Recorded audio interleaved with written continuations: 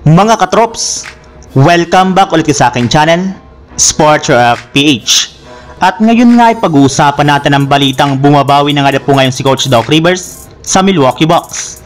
Pag-uusapan na rin nga natin dito sa ating panibagong video ang naging reklamo ni LeBron James sa mga NBA referee matapos matalo ang Los Angeles Lakers laban sa Phoenix Suns.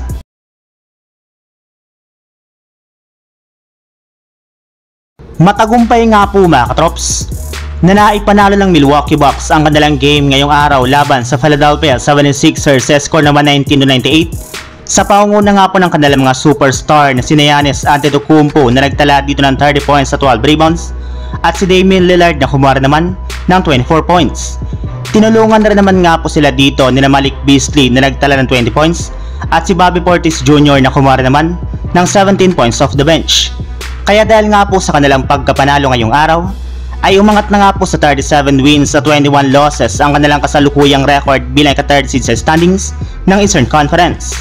At ang maganda pa dyan mga katrops, simula nga po nang magsimula ang second half ng season, ay nagkaroon na nga po agad ang Bucks ng dalawang impressive na panalo laban sa mga championship contender na koponan ngayong season, kagaya ng Minnesota Timberwolves at Philadelphia 76ers na siyang ikinatutuwa ngayon ng kanilang mga fans.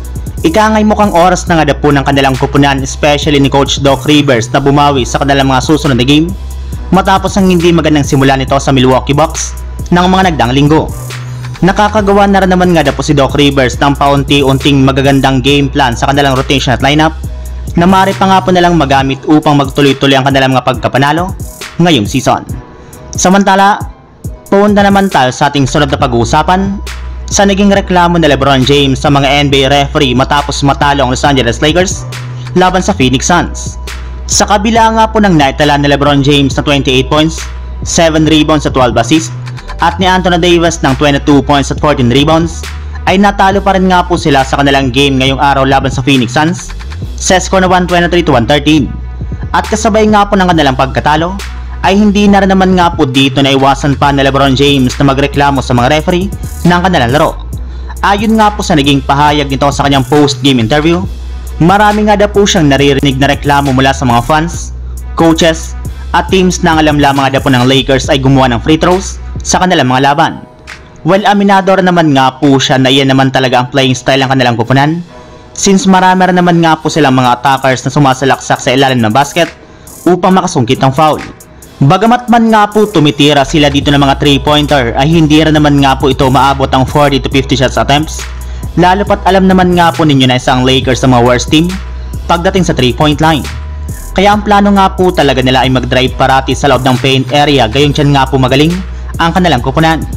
Kaya malaki nga po ang kanyang pagtataka kung bakit 8 free throws lamang ang ibinigay sa kanila dito ng mga referee sa kanilang game laban sa Phoenix Suns. Kaya medyo nadihado nga po sila pagdating sa tawagan ngayong araw, lalo pat hindi rin naman nga po siya makasungkit ng foul kahit ilang beses na nga po siyang tinamaan ng mga players ng Suns sa kanilang laban. Pero kahit na ganon ay tatanggapin ba rin nga po niya ito at babawi na lamang nga po sila sa kanilang susunod na game. So yun lang mga katrops, ang handog kong story ngayong araw. Sana nag-enjoy kayo, please like and subscribe my YouTube channel, Sports React PH, para sa iba pang story at update patungkol sa NBA. Kita-kits muli sa ating susunod na video.